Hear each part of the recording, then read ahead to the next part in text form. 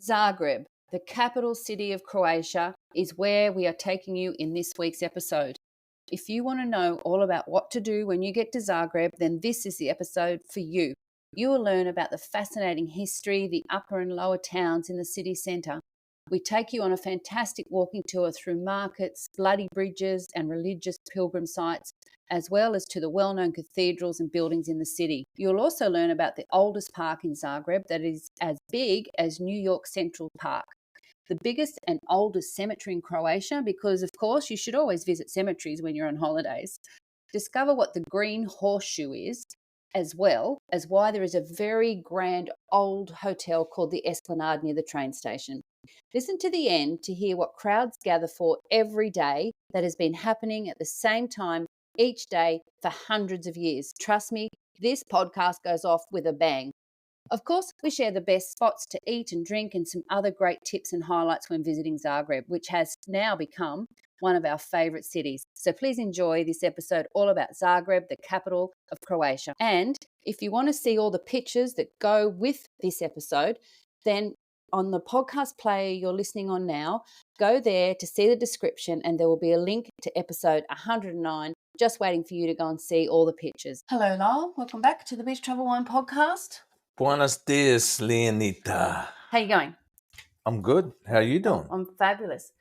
I'm actually excited today. I think I say this every episode. Yes, you do. But go on. Well, today we're going to the capital of Croatia, Zagreb. And it's one of those places that not everyone goes to when they come to Croatia. I think they use it as a bit of a fly in and like a transport hub is what I'm trying to say. But we were privileged enough to have 5 days there and were blown away by what we saw, I reckon. Yeah. Look, I thought it was fabulous. The architecture, which we'll go into a little bit later, it blew me away, the gardens. Now, Zagreb has a population of 684,000. Right, a lot of people. It's the northwestern capital, is distinguished by its 18th and 19th century Austro-Hungarian architecture. Now, how do you get to Zagreb? Well, we got there by bus, so it's pretty easy to get to around Croatia to the capital. But if you're flying in from other countries around Europe, you go into the airport, yeah? Yeah, Zagreb International Airport is Croatia's largest, busiest airport. Inaugurated in early 2017, British Airways, Lufthansa, Qatar, Croatia Airlines have daily direct flights connecting Zagreb with many European cities. Zagreb Airport to city centre by airport shuttle, taxi, rental car, private transport and public transportation. A taxi is about €33. Yeah. One-way bus from the main bus station is €8. So the trains there, Zagreb is internationally connected to Hungary, Germany, Slovenia, and Switzerland by rail. And travelling around Zagreb, which we did a little bit, and it was fabulous. Transport. Yeah, There are a handful of well-known taxi companies in the city, and Uber and Bolt. All 17 districts in the city of Zagreb can be reached by public transport by the tram and bus system. You purchase a ticket at the kiosks. And they're dotted all over the city. Yeah, and they're spelt, the kiosk TIZAK, and they're just absolutely everywhere. And yeah, we bought a couple of tickets and went on the tram and the bus, which we'll tell you about in a little while as well. We actually went to Zagreb by bus, and it was about a 4.5 hour trip.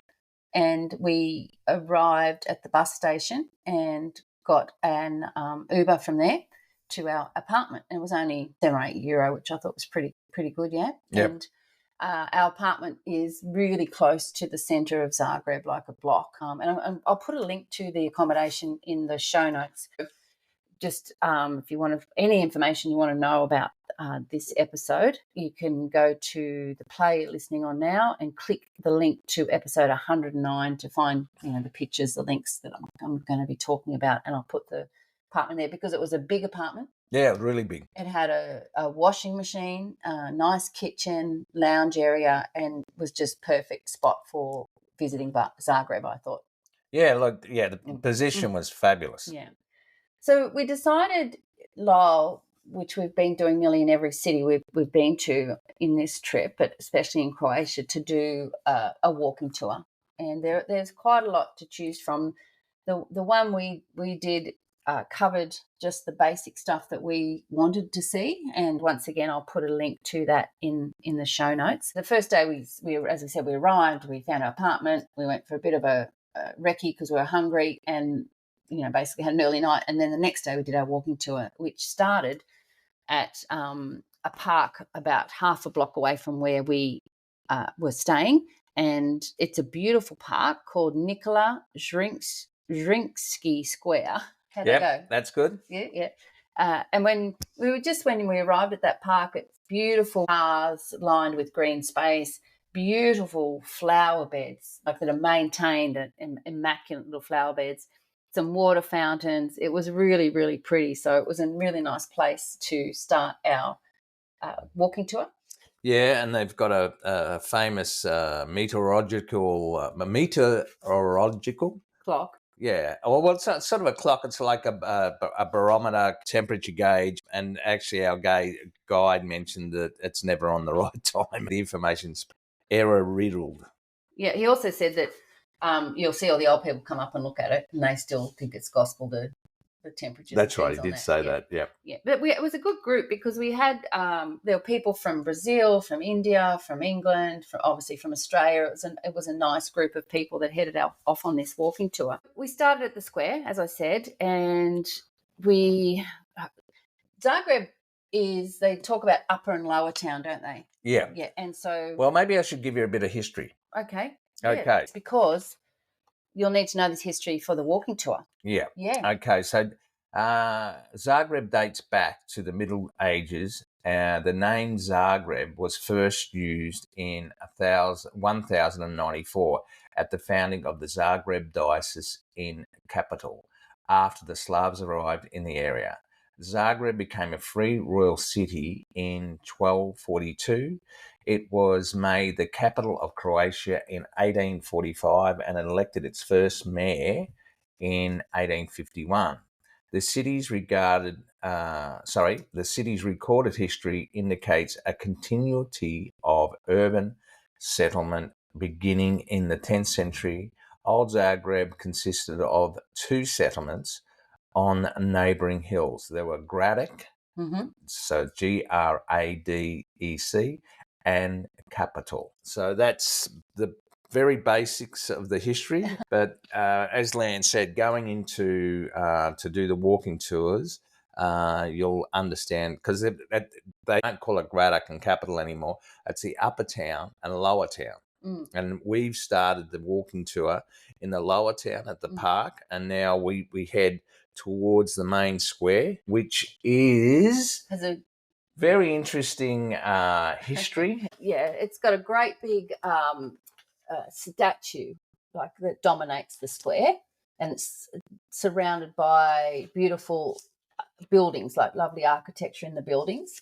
And it's an open square because the tram line runs straight through the middle of it, and you basically have to play Russian roulette to get across the tram lines, because there's two, there's one going each way. It is crazy. And there's no stop and go lights or anything. The tram has right away, and there's people with bikes, mums with prams, school kids, old ladies with their walking sticks. Everyone's just like, it is a free for all getting across those tram lines. We were a bit hesitant, like, will we, won't we? But yeah. We followed a guide, and when he said go, we all went, and we ended up in the big square. And the square is called Ban Josip Jelacic. So, and that just because we've got to apologise, because the Croatian language is so foreign to us. Yeah, we're trying to get it right. So sometimes a C is a curt sound, sometimes it's a ch sound. Yeah. Anyway, it's Jelacic, square. is the central square of the city of Zagreb. Its history begins in 1641 when a marketplace was created on the plain below Gradec and capital near Manduzevec Spring. The location, initially called Manduvek, was later named Harmonica. Sorry, that spring that you're talking about is now a fountain. They've made it, much more permanent. So it's not just water comes up all the time. It's right there in the square as well, like a big circle. I've got a nice photo of that in the show notes. Have a look. In 1826, the cattle markets were relocated to what is now Zrinjvek Park, which is the original place we were talking about, park. In 1848, the square was renamed Ban Josip Jelakic Square, and a statue on horseback was installed October 1866, despite protests from Zagreb councillors. You got to see this statue because it's not just a little statue; it's meters high. It's massive. It's up on a pedestal. There's a horse, and then there's this Joseph guy sitting on top with his sword. So it's huge, right? Yeah. Look. Yeah. And then in 1946, the square was renamed Republic Square. Electric Square statue was removed in 1947 as the new communist government of Yugoslavia denounced him as a servant of foreign interests. Now, the thing was that this guy was a general in the Imperial Austrian Army. He also was, at some stage, an officer in the Croatian Army. So depending who was in power at the time, he was either a good guy or a bad guy. So what happened was they took the statue away, they hid it. Cut the statue down, and it was hidden in, I think it was some sort of book store cellar area, and so that basically when the Yugoslav government fell over, they brought it back out. Yeah, and then put it and faced it the other way. Can we move on from the square? We've got a lot to get through today. Yes, we can. Lyle loves his history. I want to get to the fun stuff. Okay. So we went from the square and went up to the cathedral. Now, unfortunately, we couldn't go in the cathedral. It was closed. They are doing renovations, repairs on the cathedral. But you can see how mighty the spires are, even though they were covered in like all the scaffolding, right? And sheets as well. So you can't really see it, but you get the overall size. If you're going to Zagreb and after hearing this, just check if it's open, if that's what you really want to go and see, because, I'd love to go back and go inside that cathedral. It looked amazing. But the reason it's being done up and repaired is because in 2020, so everyone talks about 2020 being COVID.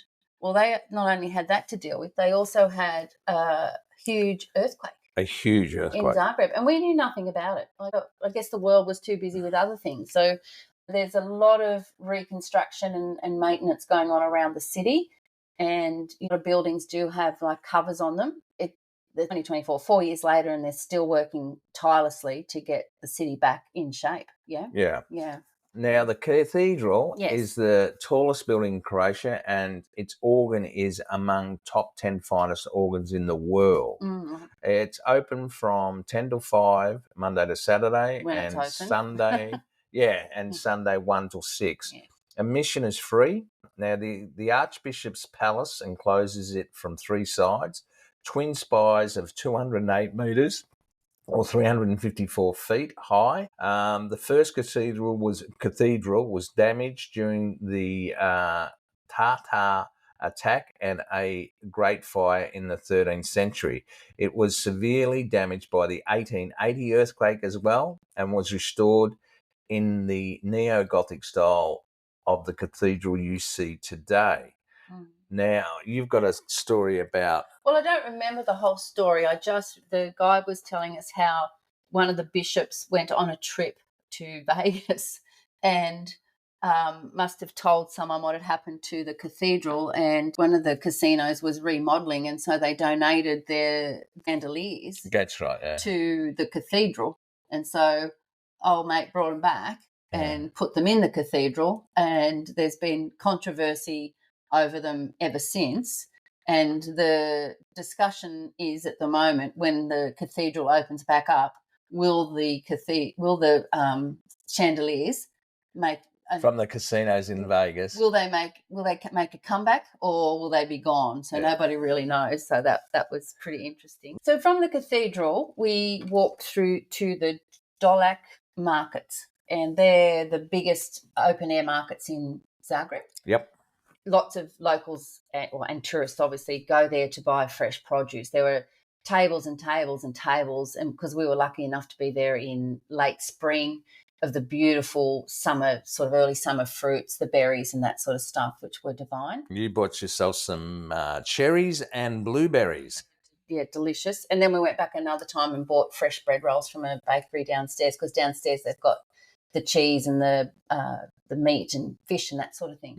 And then above the food area, there's like another spot that has flower markets. That's really pretty. I always love the flower markets. Sarah, we're talking about walking for, like, the Dulwich market isn't big and it's not far from the cathedral. It's all pretty compact, because we're once again talking about an area that was built centuries ago, and the city of Zagreb's expanded out from there over the years. And then we walked down this gorgeous little side street down to what they call the main street, which used to be a river in from the markets. That's right. That river in between Gradec and Capital. So these were two individual cities back in the day. One was called Capital, one was called Gradec.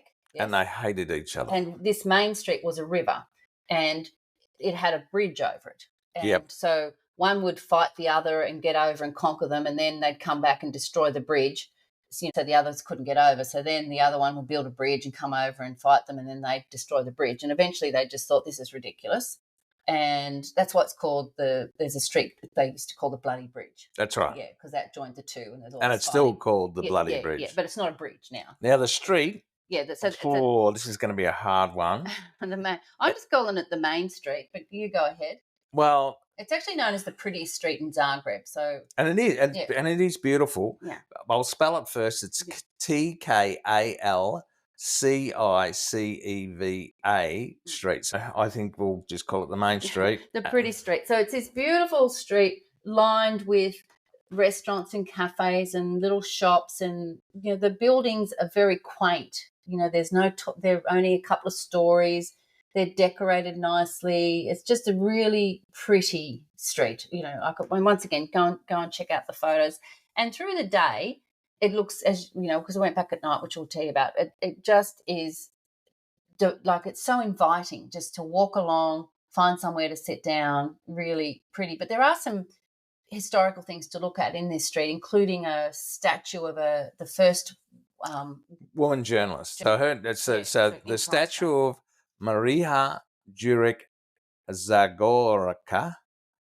She was the first professional female journalist, wrote about women's rights in the early 20th century. Yeah, so she copped a little bit of grief, I suppose, from the authorities. That she used to write books as well. Yeah, she did. She used to write teenage books about witches, I think it was. She was already unpopular with some of the people for being a journalist, but then when she started writing books about witches, they didn't like that either. But the people loved the books. I didn't realise that. Yeah, people loved the books. So, and she actually started writing in the paper, and so people would rush every day to buy the paper. Oh, that's right. See what happened next. So the actual story was very, very popular with the locals. Sure. Yeah. So there's a really nice statue that dedicated to her, which I thought was really nice. But from there, we had to keep moving on our walking tour. As walking tours are more of an introduction to a city, I think, it's really good because you find the places that you want to go back to. And we definitely decided we were going to come back to this street, weren't we? Yeah. So then we went past St. George's statue. Everybody's got a St. George and a legend of the dragons and all that sort of stuff. Yeah, it's a pretty cool looking statue, though. It is. Zagreb's no different. And then you basically hang out pretty tight left, and you come across what they call the Stone Gate. Correct. So the Stone Gate was the original entrance to the city. Am I right in that? Yep. Okay. And it's got a pretty interesting story, hasn't it? Yeah, so the legend has it that the fire swept the city in 1731. So between fires and earthquakes, Zagreb's had a pretty rough time. So yeah, so it swept the city in 1731, miraculously spared a painting of the Virgin Mary. Now that painting is there today. Yep. And it's not big, and I took.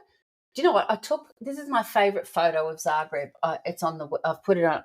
It's in the web page for episode 109. Go and click on the link in the play listening on now, because I captured it up close and then I captured it from a distance. But then there was this morning that I wanted to go back because it was full of people. It's like a little chapel. It's a gate, but it's a tunnel into the city, and it's also a chapel. And around the edge, they've got plaques. Now, if you pray in front of this artwork of the Virgin Mary, yeah, and your prayer is answered, you have to donate a plaque to the area, I guess. Yeah. And so the walls are completely lined with these plaques, like everywhere. So all these people had their prayers answered, and they're like marble engraved. Yeah. Look, like it's a very, very famous cultural.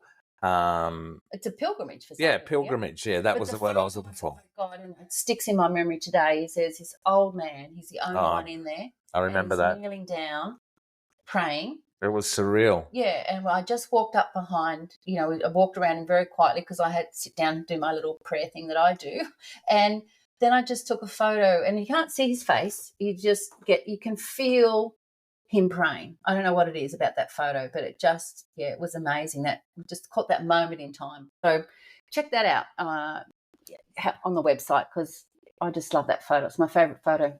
Moving on from the Stone Gate, we went up this gorgeous little cobblestone street, and we came across, I think, what you would probably say is one of the iconic pictures that you find when you look at pictures of Zagreb, and that is St. Mark's Square and St. Mark's Church. So they've now closed that off, so you can't walk in, which actually makes it better for photos because you haven't got people surrounding. But this church has the most incredible tile roof, hasn't it? It's got the Croatian emblem, and it's got the old emblem from ancient Croatia, and they're bright colours. There's reds and whites and blues and yellows, and there's pictures there's like 3 lions. It's just amazing. You need to have a look at it. Yeah, the tiled roof is just amazing. Yes. And as you said, we went there the first time and it was a little bit of a grey day. Yeah. And the second time, the following day, we went back and we looked at it, and it was a beautiful sunny day, and it was fabulous. Let's move on now from St. Mark's, and the walking tour is basically timed to arrive at a particular tower at a particular time. And the reason for that is this tower is renowned for firing a cannon at 12 p.m. every day for hundreds of years consecutively. So it does it every day. It doesn't matter the weather. Now, the day we got there, it did start to rain, and there's a whole lot of school kids, and they're counting down. Everybody's waiting for the 12 o'clock. You can see the cannon up. It's right up high. And our guide said to us, make sure you hang on to your phone with both hands, because when it fires, it's so loud. I've seen so many people drop their phones. I'm hanging on tight. We're waiting. And then all of a sudden, bang, the cannon fires, and it was so loud. Now, if you want to see that, go to Instagram, Beach Travel Wine, up the top in the story highlights, and click on Zagreb, and you'll see all the places we talk about. But I captured it perfectly when the cannon went off, and it fired, and you and I are laughing because we just can't believe how loud it is. And it fires out paper. Yeah, and smoke. And yes, and you can the video captures it uses real gunpowder. Like it captures the sparks and stuff coming out as well. So, and then the guy who fires the cannon, he opens up the 2 windows next to the cannon, and it's like the Queen. It leans out and gives everyone a wave, and the whole crowd, and it's packed even though it's raining. Everyone's clapping. It's a real tradition, isn't it? Yeah, it was great. Yeah, I thought that was a lot of fun. Now we walked obviously to this tower. It's now a tourist information centre, and you can climb up to the top.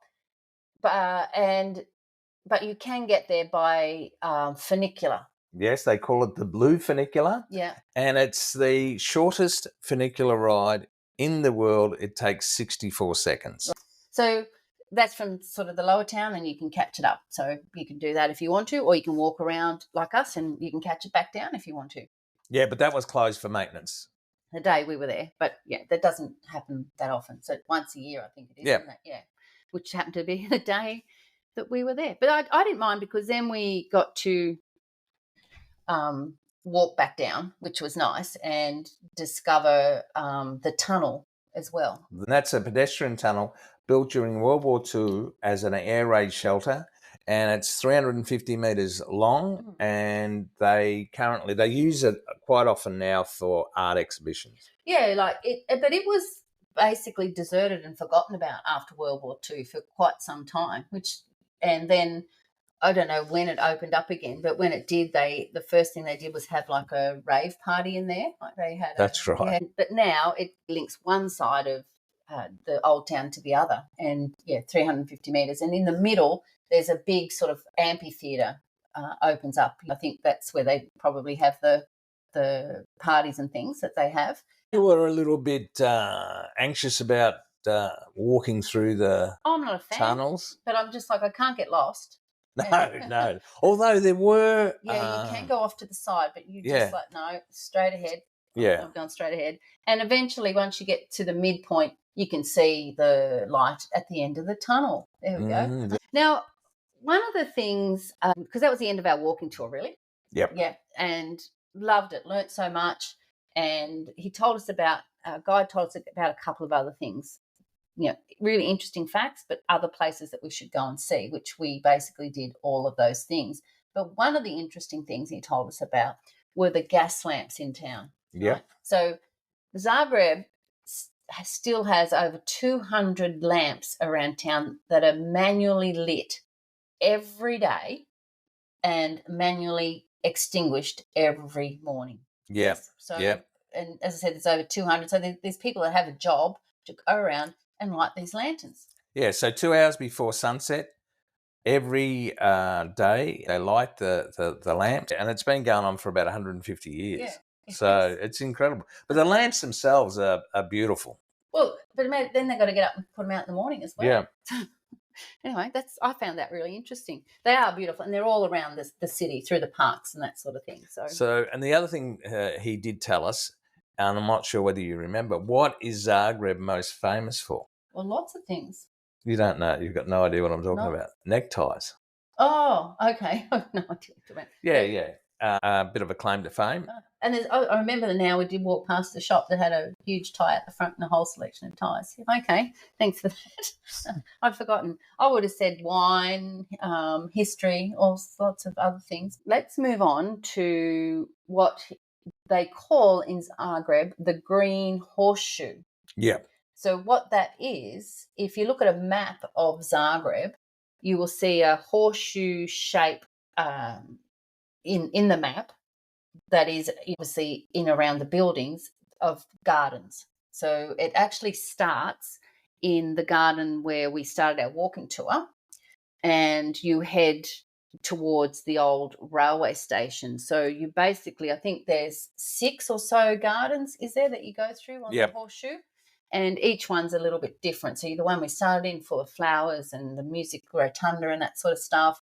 And they've also, these gardens are around statues and beautiful buildings as well. So we did this the next day because there's a lot to see in this green horseshoe. And I'm so glad we found out about it, because a lot of people probably don't. And so this is something that if you like, architecture, if you like, history with the statues and you like gardens, then perfect for you, and a nice walk as well. So, the thing that stood out to me was the architecture. It was unbelievably beautiful. It was. But we headed towards King Tomislav Square, which is opposite the railway station. Mm-hmm.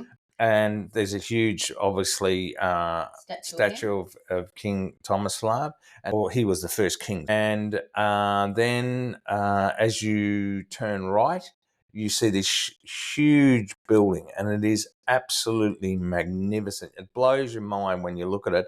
And that it was the Esplanade Hotel.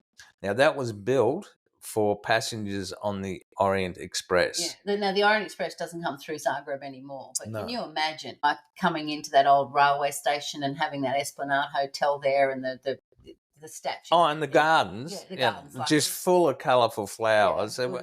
I was amazed at just how beautiful it was. And then we headed down to the Botanic Gardens. Yeah, I'm always a fan of Botanic Gardens. This wasn't a big one. And we had to pay, I think, maybe €3 each to get in. But I don't mind because they're obviously using it for the upkeep of it, because it's beautiful. You get lots of little paths under shady trees, little areas of different vegetation, flowers, that sort of stuff, as most botanic gardens. It was very well sign written. Yeah, it was great. And then when I say sign written, labelled, the flowers and the plants were all labelled really, really well. A tree from Australia that actually, it was one of the only trees that sort of had a cage around it. They were protecting that. There's also an old building there that is now painted red that they have exhibitions in. That's at the one end of the Botanic Gardens. And there's a beautiful pond with a red bridge over it and a lily pond in the middle. You know, we didn't stay too long because we were doing this whole walk, but we did spend a fair bit of time in that beautiful Botanic Gardens. And you'd have to say it's at the bottom of the horseshoe. So being down one side and then come across the bottom is the Esplanade Hotel and the Botanic Gardens. And then you head back up the other side of the horseshoe back towards the main part of town. And there you're going to come across these buildings. They're all that Austro-Hungarian architecture. Well, I've got photos of them. Oh, okay. So check out them. So one of them was the Croatian State Archives. Another one was the Ethnographic Museum. And then the next square you come to, which is the Republic of Croatia Square. And again, huge gardens. Beautiful, colourful flower beds, and the buildings. That was the Travel Wine, episode 109. You can get there by clicking on the link in the podcast player you're listening on to see these parks and these buildings as well as the Old Town stuff. Like, it truly is a beautiful city. So Croatian National Theatre was built in 1895. That's that huge yellow building. Yeah. The Academy of Music, the Zagreb University, which is 1669. The Museum of Art and Crafts in 1888. So these buildings are they're basically dotted around this green horseshoe area with the parks and the flowers, and the statues and to wander around and look at them all. It's really beautiful. And then you walk a little bit further around, and then you come across the Nikola Tesla Monument. Yeah. And obviously, people that don't know of Nikola Tesla, well, he was the guy that Elon Musk named his company over. Yeah, after. So he was an inventor. I have to say, just kind of chucking a little curveball here. If you're going to Zagreb, go to a tourist information centre. They have the best town maps that we've come across because they have a little bit of information on all these places that we've stopped and looked at, we've talked about, and it makes it really easy. It tells you which buses to get to go to different areas as well. It's just a really handy map here. It's brilliant. And they basically call it step by step, a walking map of classic Zagreb. Yeah, and we found it just so helpful. We did. It was great. All right, Lowell. We are back from our walk around the green horseshoe.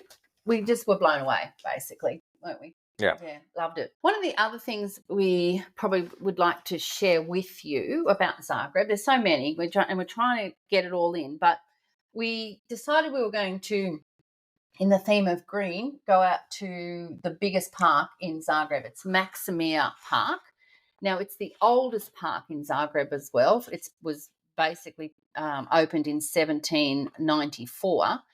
Now, to get to Maksimir Park, you need to get a tram, and anyone can tell you which tram to get on. It's pretty easy. And you go on to one of those little ticket selling kiosks and buy yourself a ticket. Now, we had to they sell them in time. So there's a short ticket and a longer ticket, I think. I don't know how it works, but we were told to get 4 short tickets, so one each out and one each back, and they were 54 cents each. Yes, so cheap. And it was a 15-minute tram ride. So we braved the trams, and you hop off at, you can see there was a football stadium. We was told to get off where you see the football stadium, hopped off, and that's the entrance to Maximia Park. Now, this park, as I said, is huge. It's almost as big as New York Central Park. I can help you there. Yeah. It's 1,005 acres or 4.07 square kilometres. There's also a zoo there. Yep. We've got the zoo. But there's 5 lakes. Yeah. We found them all. Joined by Leanne made me walk the whole lot. Joined by many different paths and tracks. So you can wander. There's bike tracks. There's lots of green space, beautiful shady trees. 2 of the lakes closest to the entrance were used centuries ago or many years ago, as in summer they played water polo there. Yeah, swam in them and that sort of thing. And in winter, it was an ice rink. Correct. So it was like the social place that people went to get outdoors and play sports and things. And when the day we went was a beautiful sunny day, not too hot, but it was beautiful. And to be honest, I loved it. Yeah, it was really, really nice. And very relaxing. And just something different to do to get out from the old city and wander around. They had a little bar up the top. There was a little hill there. Yeah. And we had the biggest bottle of beer each we've ever had.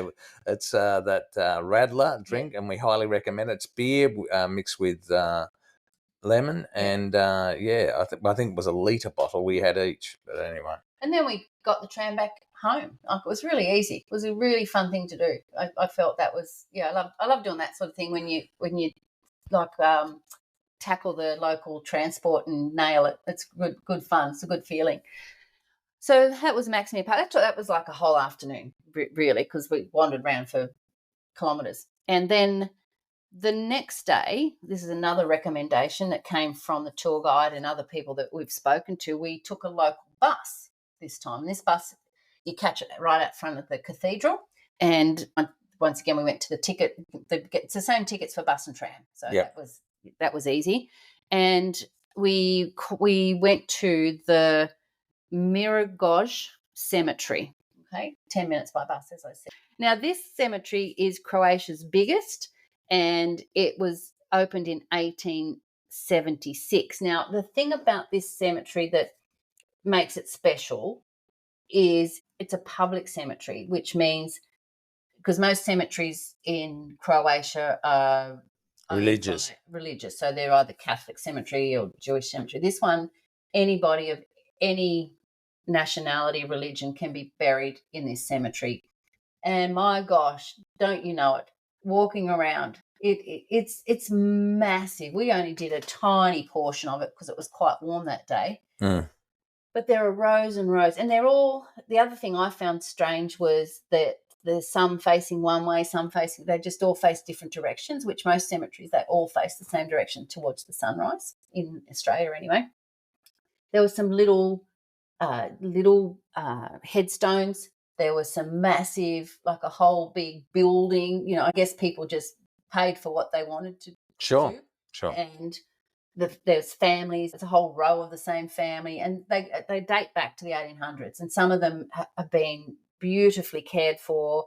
There, you look around, it's like a flower bed. There's just masses of flowers and little candles and all sorts of stuff. And then there's the tombs that aren't quite as well looked after, but I quite like those because some of them had sort of moss on them, and I just really liked it. I thought it was a really cool thing to walk around. And then the other thing there was it looks like a big wall, but it's like an arcade, isn't it? Like they say, like a big hallway that on one side, on the outside of the cemetery, it's this big brick wall with these. Yeah, it's the actual cemetery is enclosed by this huge brick wall. Yes. And then domes. intermittently, you've got all these huge chapels. Well, they are chapels. Enclaves. sort of thing. Yeah, and but from the outside they look like they're towers. Yes, with right? big blue domes on the top. Yeah. But when you go inside, as you said, there's like corridors which we couldn't get into again because this had been damaged by the 2020 earthquake. You could see it, but and within those domes on the inside, which I'd you could call them chapels. They were for all the famous Croatians, or some people from Zagreb, I'd say. So it was.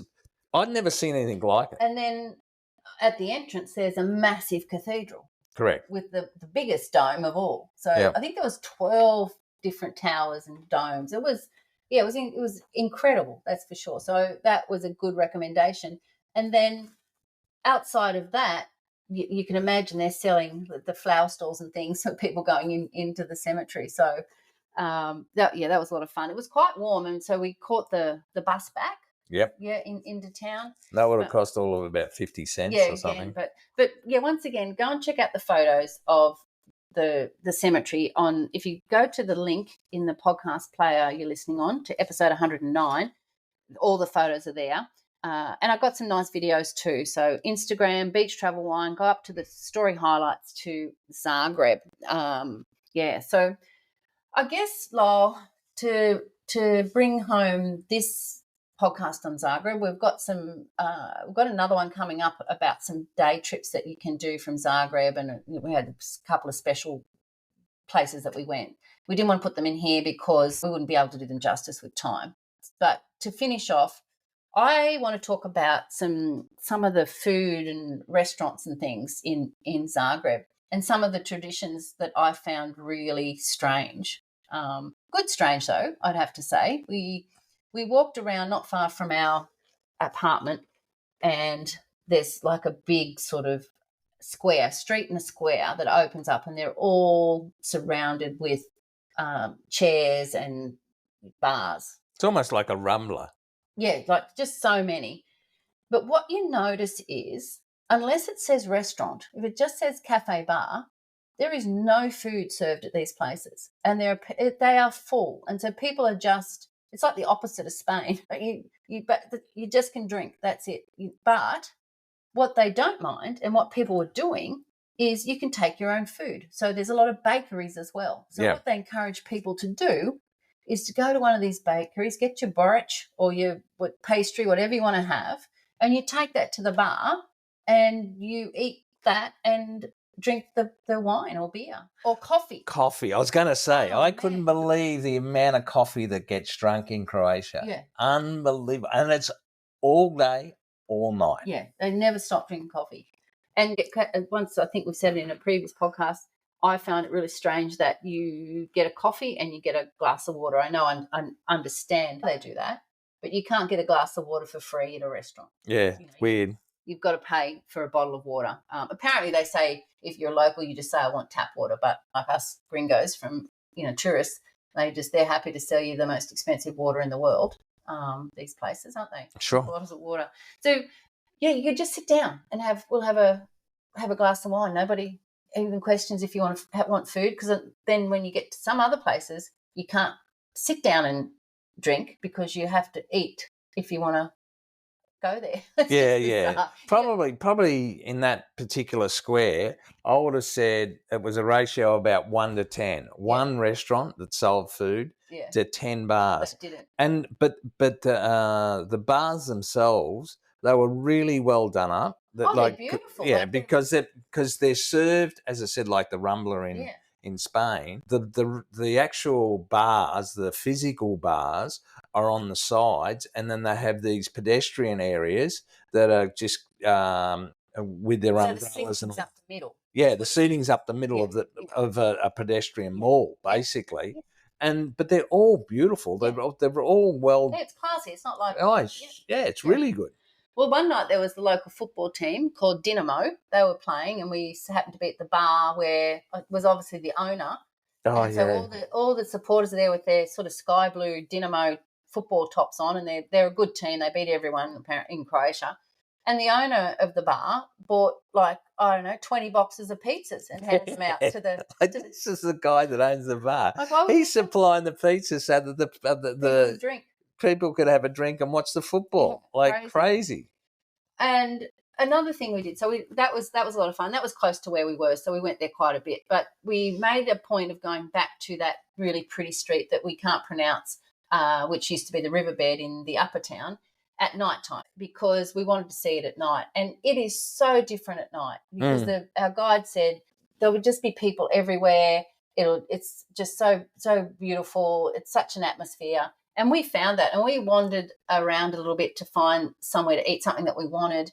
But we sat down somewhere and had a mojito and enjoyed that. You had a pineapple one, and I had the classic, and they were pretty cheap. That was great, and that was right near that lady journalist statue. Correct. And near the bloody bridge there. And we just sort of wandered, and so we found a Japanese sushi place, and we had just a divine meal there, and just took our time because it was dark. And then coming back through that street at night, you look into some of these restaurants and you wouldn't know this in the day. It looks like an old-fashioned sort of street in the day. Correct. But at night time, they've got neon lights inside, and the whole thing opens up. It's like two completely different streets, isn't it? Yeah. Yeah. It's like, I was blown away. It's like day and night. Yeah, good one, Leonita. You got a good one. But it's true, and the difference is that significant. Yeah, it's incredible. But yeah, I love that street. I thought it was fabulous. Yeah. And the one thing that I will mention, and I've got to mention, is Zagreb is so safe. There was not a time at day, night, tram, bus, out of town, in town, with crowds, without crowds. With school kids, they had their schoolies day, and there's kids everywhere, celebrating their last day of school. Not once did we ever feel unsafe. Did we ever feel we need to watch our bags and our wallets? It is so safe. That's the amazing thing about all of Croatia, but in particular Zagreb. And very rarely do you see police. Yeah, no, it's just it's so safe. We love that about it. And someone did explain to us that in Croatia, if people don't want to take from you, they don't want to take your money, steal it. They want you to keep spending it, because they know that tourists sort of the lifeblood of some of these Croatian cities. Yeah, and their family ethics is, I'm not sure that's the right word, but if you do the wrong thing and you bring shame on the family in Croatia, it's significant. And begging is one of those things. Yeah, it's illegal to beg in Croatia. Yeah. So thanks for bringing that up, because we talk about it all the time, but I'd forgotten to mention it. Yeah, so well done for remembering that. Yes, it's so safe. Yeah. Okay, Lyle, where was your favourite place to have a glass of wine? Boban. Really? Their restaurant. Yeah, I thought it was good. Yeah, I liked it. I thought the food was really good. Well, for me, I liked the street at night that we went and had the... Yeah, actually, that's... much better, isn't it? Yeah. You win. Yeah, straight to the top of the class. And there was also a place the day we first got there, and we just had a hamburger, and it was actually opposite that Boban restaurant, and I think it was just 4 burgers was the name of the actual restaurant, and they concentrate on cooking 4 different styles of burgers, and that was bloody good too. And it was like €12 or something. It was reasonably priced. And another place I enjoyed having a drink, which was the Radler in the park. Oh yeah, the biggest Radler in the world. Yeah, we just needed that. It was hot, and we'd walk a lot, and it was just really refreshing. If you want to see the written notes and the links to anything that we've mentioned, including the walk and the accommodation, then go to the link in the podcast player you're listening on now to episode 109, and check out the videos on Beach Travel Wine Instagram, and up the top, story highlights, go to Zagreb. And Lyle is pointing at me furiously saying he wants to add one more thing. Yeah, just the fact that Zagreb is known as the little Vienna. Because of its architecture. The actual city itself, with the parks, the statues, the buildings, I rate it really highly. Yeah, we certainly, definitely. As a capital city. Yeah, definitely go to Zagreb. You might need 5 nights, but minimum 3. Sure. To get a really good overview of the city and enjoy the things that we've talked about. So, all right, then, Lol, we'll see you. Oh, come back next week to the next episode, 110. It's going to be a beauty. Yeah. See you later. Bye.